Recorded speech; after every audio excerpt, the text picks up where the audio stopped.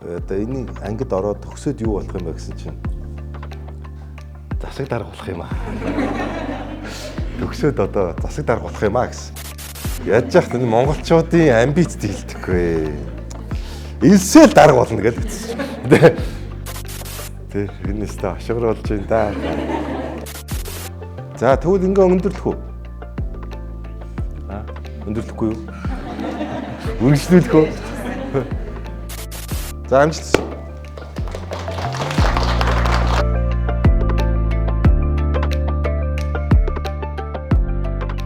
Хууль зүйн үндэсний хүрээлэнгийн одоо судлаачид би хэлэх гэж байгаа асуудлууд бол хууль зүйн сайд бол хүний эрхийн сайд байна.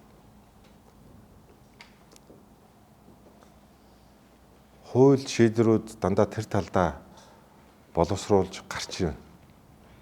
Тэнд хамгийн сайн хэлж явах хэрэгтэй хүмүүс нь та бүхэн багт. Та бүхний судалгаа багт.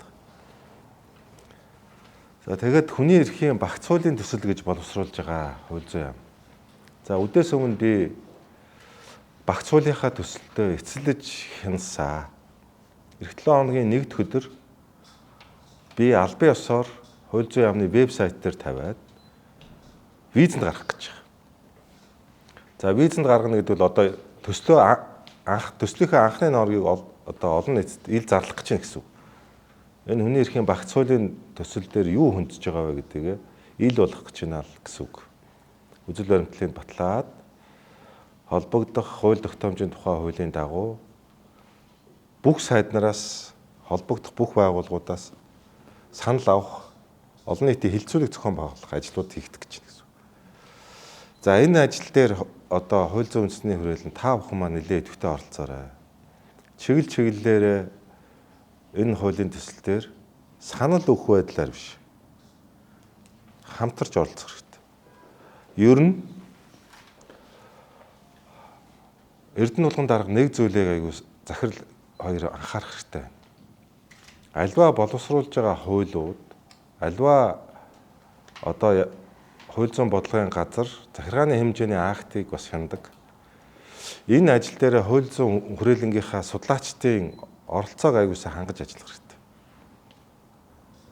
Оролцоог багаар ажиллах хэрэгтэй. Хамтарч ажиллах хэрэгтэй. За энд дээр 30 орчим хуулийн өөрчлөлт яригдж байна. За энэ 30 орчим өөрчлөлтийн дийлэнх нь бол иргэний болон улс төрийн эрхийн асуудлыг хөндөж байгаа. За тэгэхээр энийг нэгдүгээрт хэлэх гэж. За хоёрдугаарт өнөөдөр би зүгээр ярилцъя, чөлөөтэй ярилцъя гэдэг нь та бүхэн өөрсдөө залуу хүмүүс.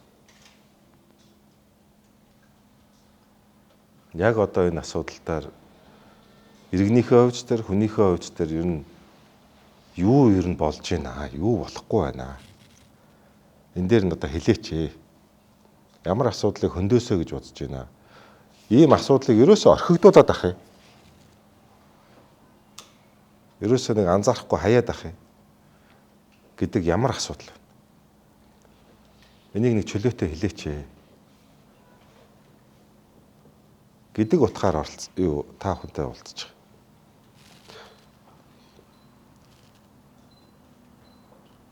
Одоо жишээлбэл би зүгээр сэдв хөндөж одоо хөндөж байгаа асуудал бол жишээлбэл жагсаал цуглаан хийх журмын тухай хууль манай 93 оны хууль.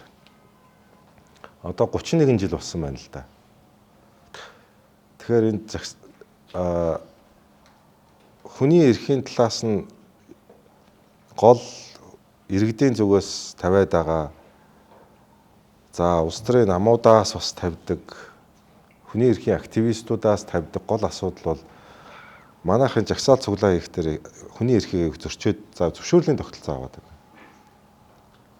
Заавал харьяа тэр нутаг дэвсгэрийн засаг даргаас бүртгүүл зөвшөөрөл авч иж жагсаал цуглаан хийдэг. Энэ бол одоо хүний эрхийн зөрчлөө гэж үздэг байгаа. Зөвлөмж өгöd байгаа. Гэтэл нөгөө талд нь одоо манай тусгай албад байгууллагууд бол энэ чи юм одоо задгаа байж болохгүй. Гадна дотны одоо янз бүрийн оролцоотой, санхүүжилттэй, төрийн эсрэг, үндэсний аюулгүй эдрийн эсрэг санаа зорилготой ийм юмыг ингэж ямар ч хяналтгүй ингэж байлгаж болохгүй. Чинь тусгаар уусаа. Тийм учраас эн чинь бас нэг ийм хараа хяналттай байх ёстой шүү дээ гэдэг талаас нь дандаа хардаг. Мөн одоо тэр талаас нь хуулиудаа бичүүлдэг. Тэгэхээр би өөрөө хэдийгээр хууль зүйн дотоод хэргийн сайд гэдэг нэг албан тушаалтаар сууж байгаа боловч ингээд дандаа ийм зөрчилд орж байгаа. Манай харьяа 14 байгууллага одоо нөгөө дотоод аюулгүй байдал талаас ажилдаг байгууллагууд бол эн чинь хараа хяналттай байх хэрэгтэй гэдэг санал л надад тэл. Эн чинь ийм нээлттэй байх хэрэгтэй гэдэг санал өгдөг ганц газар нь хууль зүйн хөргөл. Хүний эрх талаас нь харж явах хэрэгтэй ганц хараа. Тэгэхээр хүн чинь бага тарих, их тарих гэдэг хоёр тарихтай. Тэ. Тийм учраас би энэ хууль зүйн хөргөлийн их тархинд байгаасаа гэж яриад байна. Тэр багхгүй. Тэхийн тулд одоо судалгаа шинжилгээ аягүй сайн хийгдсэн байх хэрэгтэй. Жишээлбэл энэ дээр та бүхэн ямар байр суурьтай? Одоо манайх тэдний өдөр ийм жагсаалыг хийгээд талдан бичиг өгцөө хүсэлт байгаа. Тэгсэн чинь хариуг нь юу гэж өгсөн байдаг вэ гэхээр манайх энэ өдөр ийм ажиллагаа талбай дээр болно гэдэг хариу өгөөд буцаачдаг. Гэтэл яг нөгөө төлөвлөгөө номыг хараад шүүхтэд үзэхээр шүүхтэр тэр нь шүүхээс зөвхөн тодорхой хэдэн үндслээр л одоо хязгаарлахаар өгсөн байхад өөрсдөө одоо юу гэдэг нь зохиомжтой байдлаар ийм зүйл үүсгэсэн байна гэдэг би бүр хэд хэдэн шүүхэн шийдвэрүүдэд харж байсан. Тэгээ эндээс юу гэж харж исэн бэ гэвэл яг ямар итгэлээс буюу яг цаг дараагаас авах нь зөв юм уу гэдэг ч юм уу нэг ийм авж байгаа бол бас тэр хинээс авж байгаа вэ гэдэг нь бас их нөлөөтэй байж болох юм байна гэдэг. Яг тэгэхээр нөгөө шүүхтэй очиж шүүхийн процесс дээр тэр нь унаад байгаа. Яг хууль дээр бол энэний тохиолдлууд дээр бол одоо ийм онцгой үед бол талбай дээр үйл ажиллагаа жагсаал цуглаахыг хориглосон гэдэг боловч тэрийг нь нөгөө өгж байгаа хүмүүс маань дэлгэрүүлж тайлбарлаад өхийг нь хориглоод идэг ч юм уу. Иймэрхүү бас хэдэн кейс харж ирсэн. Манайх одоо мэдгэдлийн тогтолцоор шийдэж байгаа гэсэн боловч нөгөө нэг мэдгэдлийг нь өөрөө зөвшөөрөх байдлаар ингэж яваад байгаа нь өөрөө бас нэг өөр байдлаар ойлгогдсон гэдэг тийм үнцэг бас нэг судалгааны хувьд нэг уншиж гарч ирж ирсэн. Тийм байгаад байгаа. Миний хувьд энэ бол хоёр хүсэл зоригийн нэгсэн доо ийм эсрэгцэл бий болж байгаа гэж харддаг. Ер нь жагсаал цуглаантай холбоотой асуудал. Нэгт бол хүчний байгууллага гэдэг юм уу хяналт хэрэгжүүлэх ёстой энэ байгууллагууд нь бол мэдээж бүгдийг хянаж тийм ээ бүрэн хяналтандаа байлгаснаар энэ бол ямар ч асуудалгүй дуусна гэж бодож байгаа. Нөгөө талаас иргэд бол жагсаал цуглаан хийнэ гэдэг бол өөрийнхөө үзэл бодол дээрээс нь эмоцтэй ер нь юу л бол бүгдийг илэрхийлэх тийм ээ. Ийм гол хоёр юм хүсэл зориг байгаад энэний уулзвар дээрээс ер нь үүсэж байгаа нь жагсаал цуглаан болчихж байгаа. Энийг эхлээд зөвшөөрөл авна гэдэг бол энэ дээр тэгэхээр яг утгагүй нөхцөл байдал үүсчихэд л байна л да. Ягаад тэгэхээр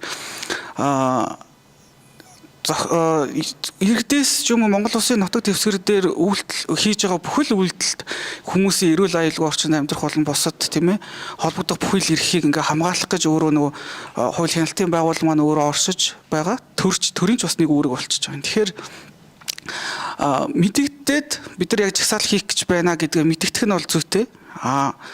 Тэр жагсаалыг харин ямар тэг үр дүн ямар байх нь жагсаалын үйл явцад хүний эрх за улс орны эрх ашигын эсрэг ямар нэг зүйл болох вэ гэдэг дээр харин хяналтыг тэр тухайн хяналт авах ёстой тэр хувь сахиулах байгууллага нь өөрөө хийх тэр нь мэдэгцээ дараагаар үйлчлэх ёстой. Өөрөөр хэлбэл байнга л бэлэн байдаг ч юм уу тийм ээ. Ягаад тэгэхээр төр бол яавч утсан миний бодлоор иргэдээс хамаагүй илүү их үүрэг хүлээх ёстой гэж би бодож. Зүгээр тухайн хүмүүс маань одоо хэвлэл нийтлэх эрх чөлөөч юм уу? Эсвэл ажил хөдөлмөр чөлөөтэй эрхлэгч гэдэг юм уу? Тэр тухайда үзэл бодлоо илэрхийлэх гэж ихслаа гэхэд бол энэ бол хамрах хүрээний үед ч гэсэн харьцангуй цөөн тоотой ч юм уу? Иргэдийн ингээд дийлэн холонх иргэдийг хамрахгүйгээр ингээд нэг замраагүй байдал бий болохгүйгээр ч гэсэн боломжтой. Тэгтэл улс төр одоо жишээлбэл ялангуяа сонгуулийн дараах жагсаалууд ч гэдэм үү? Эсвэл улс төрийн нэг намын лоббитой бүлгийн юм жагсаалын хувьд гэх юм бол энэ мань өөрөө нийгмийн өргөн үрийг хамарсан жагсаал цуглаан өмнө саманд игдэх ийм боломжтой байгаа учраас энэчнээс нөгөө иргэдийг дахиад иргэдийн эрх ашиг хамгаалахын тулд нөгөө цагдаагийн байгууллага хүчний байгууллага маань бас харьцангуй арга хэмжээ авах боломжийг хяналтыг бий болгохын тулд бас зайлшгүй мэдэгдэхтэй зөвшөөрөл авахын эрхийг бол бас хэрэгжүүлэх юм шаардлага байгаа гэж хараад байгаа. Тэгэхээр магадгүй хуудандаа бид нэр зүгээр ингээ за энийг заавалч хүн ингээ зөвшөөрөл авах хэрэгтэй байна. Эсвэл мэдэгдэх хэрэгтэй байна гэж илүү нэг татуу хуульчлахаас илүү бас боломжийг сонгомжтой байдлаар ч юм уу тэгж хуульчлах бас боломжтой юм болов уу гэж харагдаад байгаа байхгүй. А манай улсын хувьд сая хэлсэнчлэн 1993 он гэдэг чинь одоо арчлан ингээ яваад нийгэм цаг үе, хүн амын хувьд ч тэр нийгмийн бодлогын хувьд ч тэр залуучуудын хувьд ч гэсэн ингээ нэлээд өөрчлөлт бий болсон. Тийм учраас хуульд бол зайлшгүй нэмэлт өөрчлөлт юм эсвэл шинжилгээ найруулах шаардлага бий болсон байхаа үгүйсэхгүй. Энэ бол судалгаагаар магадгүй тогтоогдох байна. Гэхдээ бидний нүдэнд одоо жишээлбэл ингээд хувь хүнийхээ үднээс ингээд хараад үзэх юм бол ийм асуудал байна гэж харж бод болохоор байгаа. Нэгдүгээр шинжилсэн найруулга буюу 100% шинжилж байгаа. Нэмэлт өөрчлөлт хэлбэрээр биш. Тэгээд жагсаал цуглаан хийх журмын тухай гэдэг нэрийг өөрчилж байгаа. Журмын тухай гэхээр нэг жагсаал цуглааныг нэг журмлах гээд байгаа тухай хууль болчиход байгаа байхгүй юу? Гэтэл жагсаал цуглаа хийх маань үндсэн хууль зааснаар хүний үндсэн эрх байгаад байдаг. Тэгэхээр жагсаал цуглаа хийх эрхчлөөний тухай хууль гэж нэрнээс нэхлээ өөрчлөөд. За яг одоо эхний ноорог бол ямар хуулиураар би олон нийтэд гаргах гээд байгаа вэ гэхээр ямар ч байсан бүртгүүл зөвшөөрөл авдаг тогтолцоог бол халах гээд байгаа. Өөрөөр хэлбэл төрийн зөвшөөрлөөр төрийг шүүмжилсэн жагсаал гэж байхгүй тийм ээ. Хүний үндсэн эрх учраас. Тийм учраас бүртгүүлнэ гэдэг нь юу гэхээр гол нь тухайн жагсаал цуглааны үеийн одоо аюулгүй байдал маршрут тийм ээ. Тэгэхгүй ингээд төв зам хаагаад бусад иргэний эрхийг зөрчөөд байж болохгүй шүү дээ бас.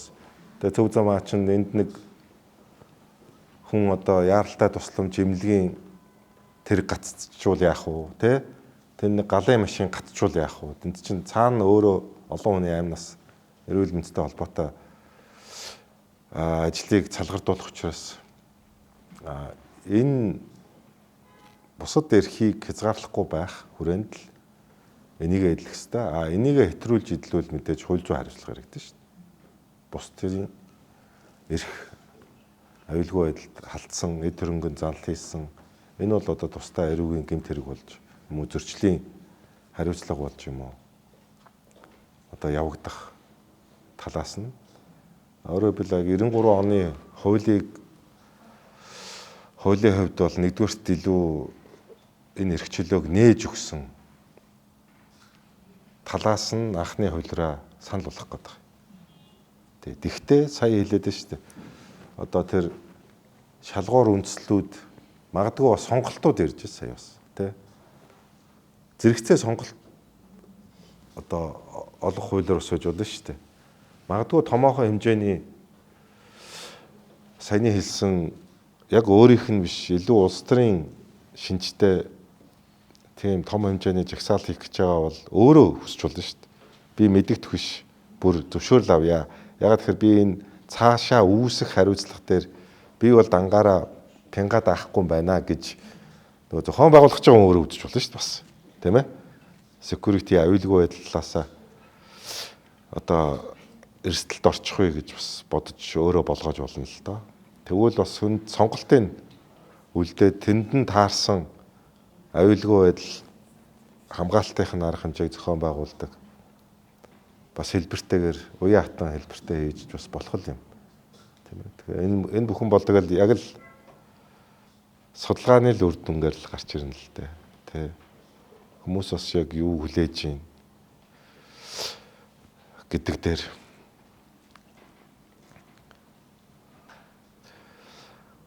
За хоёр дахь би нэг бас нэг анхаарч байгаа асуудал бол та бүхэн ер нь анзарч авах. Ер нь энэ бид нар чинь нэг сүүлийн 30 жилд илүү нийтийн эрх зүй салбараа хөгжүүлээ явцсан.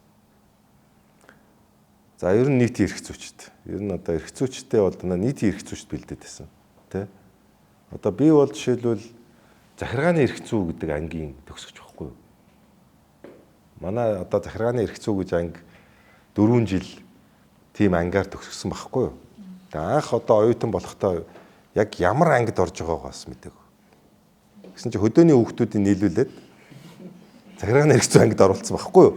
Ер нь одоо тэр үед бас жоохон зэрлэг л байгаа байхгүй юу? Тийм одоо хүүхдээс нь өөрөөс нь санал бодлын асуун маань тийм багхгүй те. Тэгээ хотын орсон хүүхдүүдийн нэг ангид оруулангуудаа Хөдөөний хүүхдүүдийн болохоор захиргааны эрх зүй анги гэдэг оролцсон байхгүй юу? Дандаа хөдөөний хүүхдүүд. Улаанхаартай.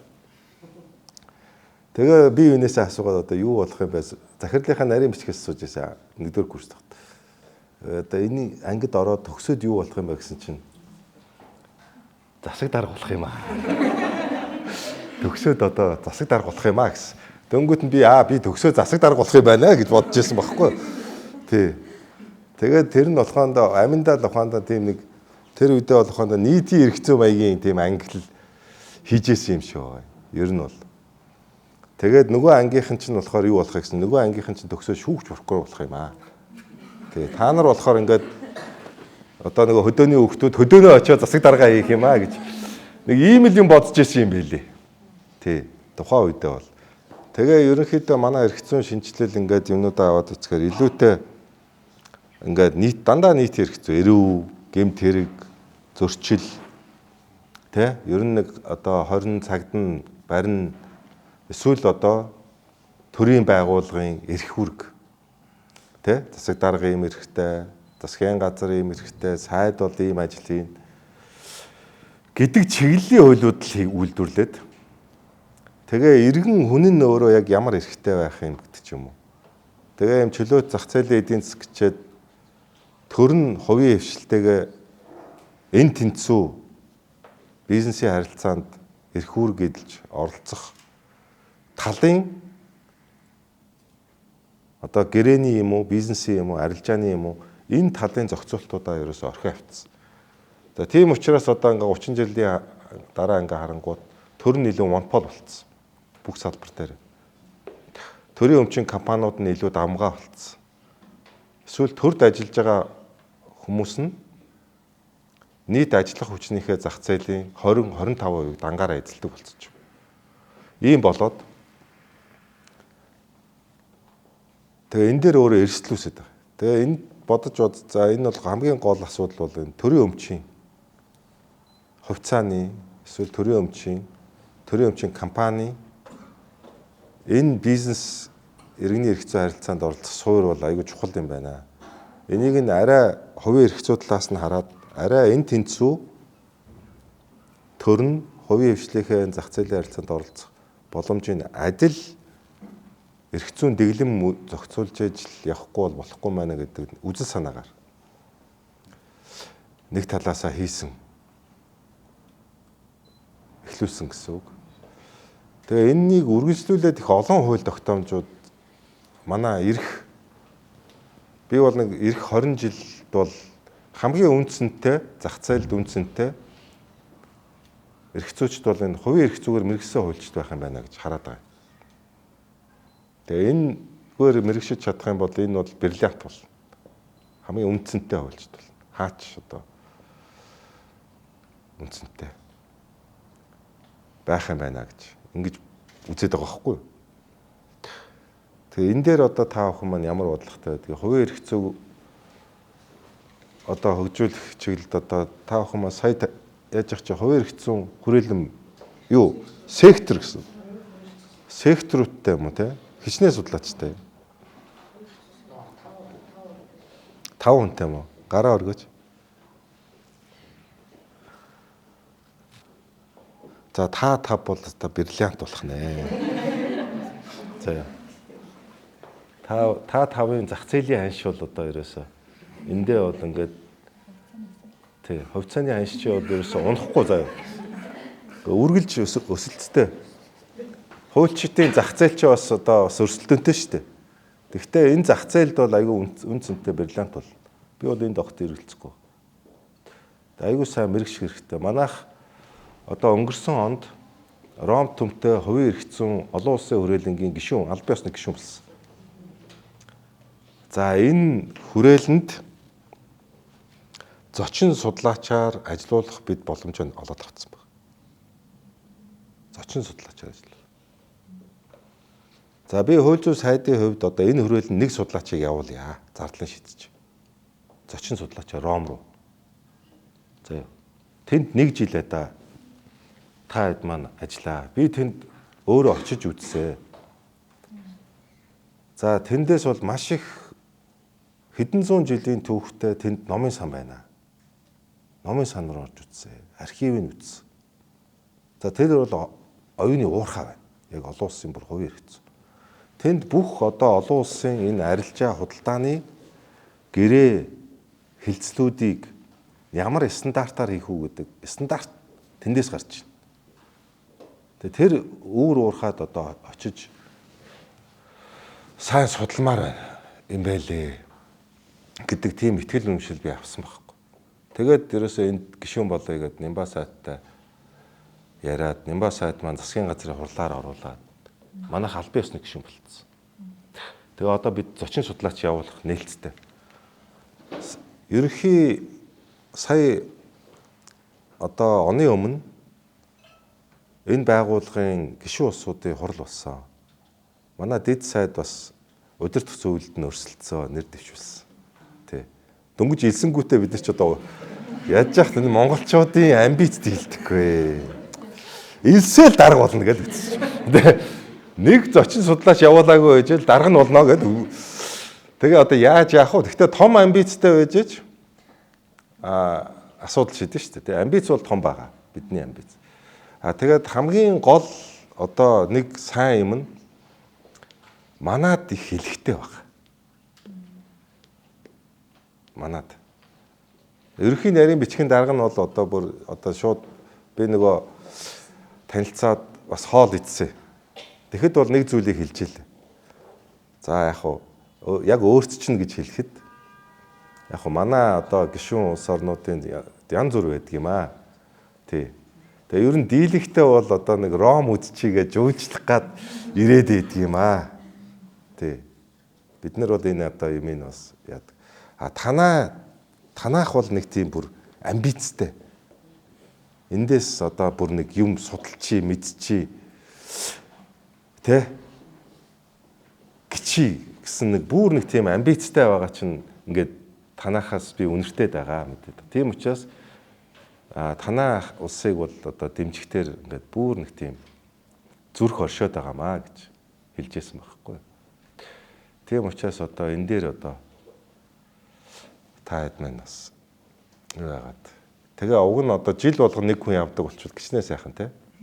5 жил 5 судлаач бэлтгэнэ шүү дээ. Энэ бол одоо хамгийн үнэтэй капитал. Энийг бол одоо юугаарч одоо хүч чадахгүй. Тэгээ та бүхэн маань энийг харин сайхан нэвтрүүлэх хэрэгтэй. Энэ үнцэнэ. Би нэг зүйлээс бол айдаг 2006 онд би хууль зүйн дотоод хэргийн яамны хамгийн дарга байсан. 29 настай байсан.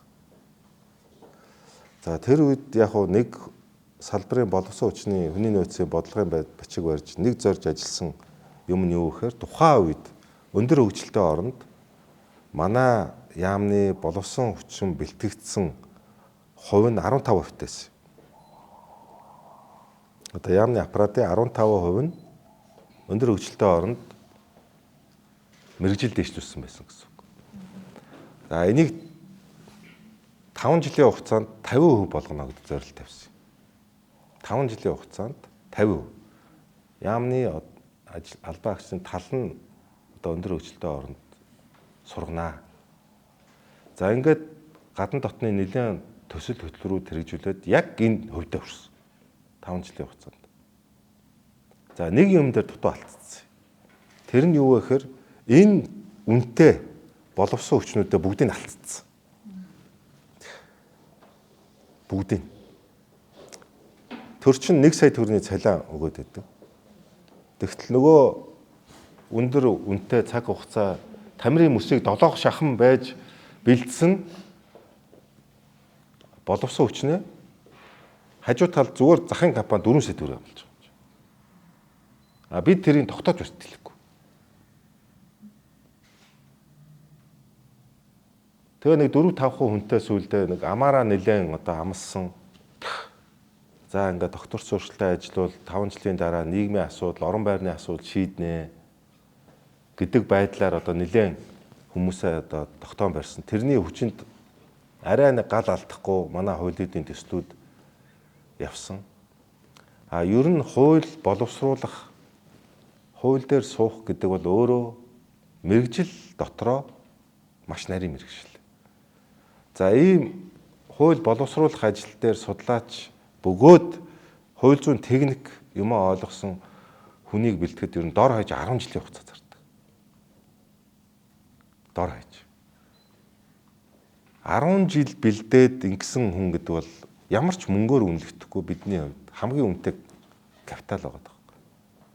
Тийм учраас энэ хүмүүсээ алдна гэдэг бол одоо Монгол улсын хууль түүхий байна, дутуу байна, чанаргүй байна гээд байгаагийн цаана энэ бодлого бас алдагдж байгаагийн бас асуудал болчиход байна. Тийм учраас би түрүү хэлсэн. Та бүхний одоо тэр цалин дээр бусад асуудал дээр одоо шийднэ гэдэг маань бас тодорхой хугацааны гэрээтэй тэгээ өсөд дэвжих болцоотой. Ийм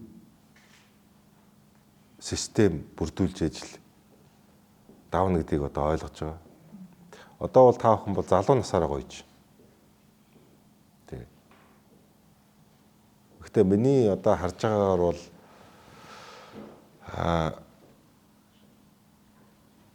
одоо залуу хүнийг амаараа тогтоон барина гэдэг чинь бодлоо хаа тий. Ер нь хэцүү юу?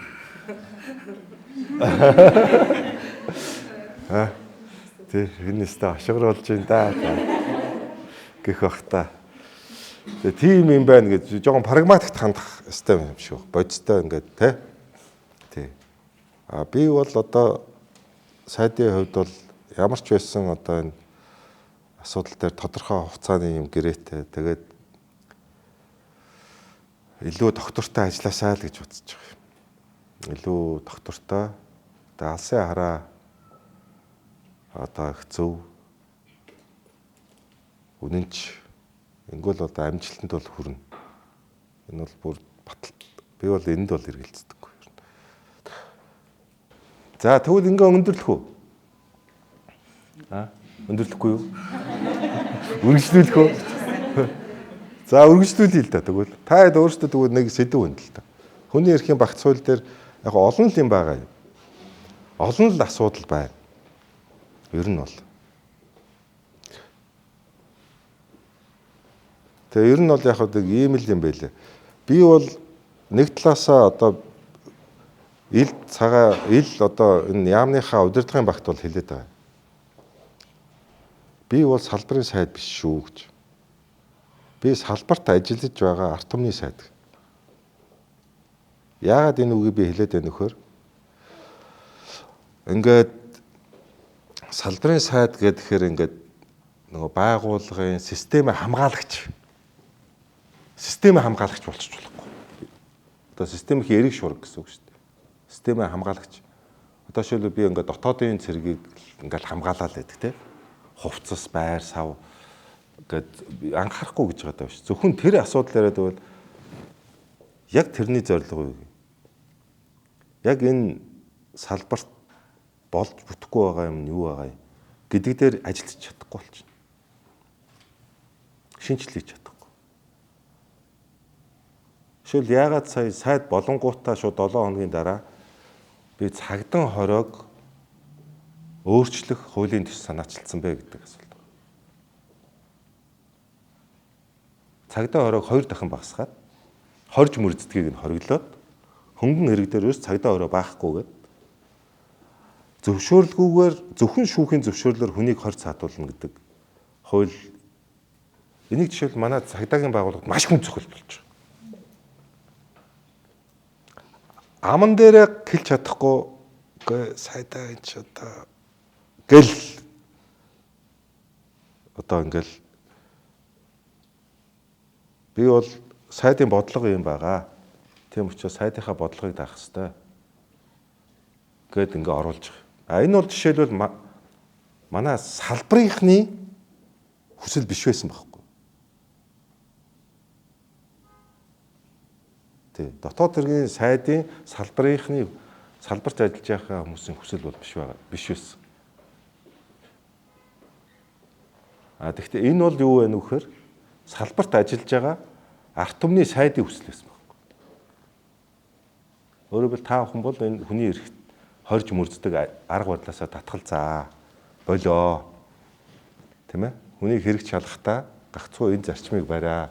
Шүүхийн зөвшөөрлөөр хий гэдэг чинь өөрөө хяналттай хий. Хяналтгүйгээр хүний эрхт битээ алдаа л гэсэн үг. Энд суралцаа. Тэгээ шүүхийн шинжилгээний байгууллагаар би онцгой ач холбогдол өгөөд байгаа. Өөрөөр хэлбэл энэ гэмт хэргийг өөрөөр нь хүлээлгдэг, хорж мөрдөж хүлээлгдэг арга барилаас болийг гэвэл давхар шүүхийн шинжилгээний байгууллагыг бичүүлэх ёстой болчихж байгаа. Гэмт хэргийг мэдүүлгээр биш лабораторийн шинжилгээгээр нотлох баримтаар нотолдог дээр хөрөнгө оруулж байж өөрөөр нь хүлээлгдэг юм чи аяндаа байхгүй болох байхгүй. Жишээлбэл тэгээ шүүхийн шинжилгээний байгууллагын би дарахтаа уржиг дээр уулзаад тайлан мэдээ, тоо мэдээ авсан чинь маш сонин статистик хэлсэн. Шинэ лабораториуд ашиглалтанд орсноор урд нь одоо автсан ДЖ буюу одоо ДНК, үс, тэ шүлс, гар хурууны хээ. Одоо энэ нөгөө эдмөрийн баримтаар авсан байсан уулмөр одоо бид нар энэ шинэ лабораторидоо ингээд бүгдийг ингэж оруулж байгаа гэж. Одоо 20 жилийн өмнө үлдэгдсэн хэрэгээсийн газраас авсан хурууны хээнүүдийг ингээд одоо ингээд оруулаад яваад байгаа байхгүй. Тэгсэн чинь одоо өдөрт урд өмнө илрүүлж чадахгүй, илрүүлээгүй байсан 5-аас 10 хэрэг илрүүлж байгаа гэж. Нэг өдөрт. Шинээр. Энд чи юу хэлээд байна вөхөр? Технологийн аргаар тийм ээ? Шинэ лабораториудын хүчээр ерөөсөө илрүүлж чадахгүй байсан хэрэгүүдийг илрүүлээд байна. А энэ юу хэлээд байна вөхөр? Нэг талаасаа хэрэгтэнд ял завшуулахгүй байх гэдэг төрийн бодлого заавал байх хэрэгтэй. Чи одоо гол суурь зарчим шүү дээ. Хэрэг үйлдсэн бол тэр үйл айгаа цэрэлийн заавал үзүүлэх ёстой гэдэг энэ зарчим амилж ийн гэсэн үг. Тий. Бариг одоо амилж ийн гэсэн. А нөгөө талаасаа бидний хамгийн их гол анхаарал байдаг хорж мөрдснөөс болоод эрүүд нь шүүж ийн гэдэг асуудал байна шүү дээ. Энийг нөгөө талаараа бид энэ системээс авч хайж ийн гэсэн үг. Тэрийг заавал эрүүд нь шүүгээд байхгүй. Уучлаарай таны хурууны хэ матч хийц тарцаа. Та энэ хэргийг үйлдсэн байна. Нотлох баримтаар нотлогдлоо. Лабораторийн шинжилгээгээр нотлогдсон. Ялаа авнаа. Тэрийг заавал зодоод, нүдээд, хориод ямар ч шаардлага байхгүй. Ийм болж байна гэсэн үг. Энэ дээр хамгийн гол одоо энэ талын буюу асуудлууд ингээд явж байна. Нийтийн эрх зүй талаас нь авч үзэх юм бол та хүн нэг улс төр талаас нь аваад үзэх хэрэгтэй. Бид үндсэн хуулийн реформ явлаа. Парламентын арчлал, төлөөллийн арчлалаа бэхжүүлж байна. Улс төрийн нам, сонгуул, нийгмийн даатгал, боловсрал гэдэг юм. Ийм паблик ийм реформудаа хийгээд байна гэсэн үг. Муулуулад, сайлуулад, алхаад байгаа юм. Юу үлдчихэд байна вөхөр? Саяны ярьсан хувийн эрх зүйн реформуд үлдчихэд байгаа. Энэ реформуд энийгээ татаж унгаад байна. Одоо. Тийм учраас энэ талын реформ бол лав эх 20 жилийн тасралтгүй хийгдэх реформ болно. Бид нар 30 жил нийтийн эрх зүйн реформ хийлээ. Одоо бид нар next 30 жилд хувийн эрх зүйн реформ. Тийм учраас одоо та 25 таа байгаа бол 55 хүртлээ буюу тэтгэврт гартлаа бриллиант болно гэдэг байгаа чинь энийг хэлээд байгаа байхгүй. Тий. Хамгийн өндөр үнэтэй хуульчд болно гэдэг байгаа чинь энийг хэлээд байгаа. Энэ бодлого бол тодорхой байна. За амжилт.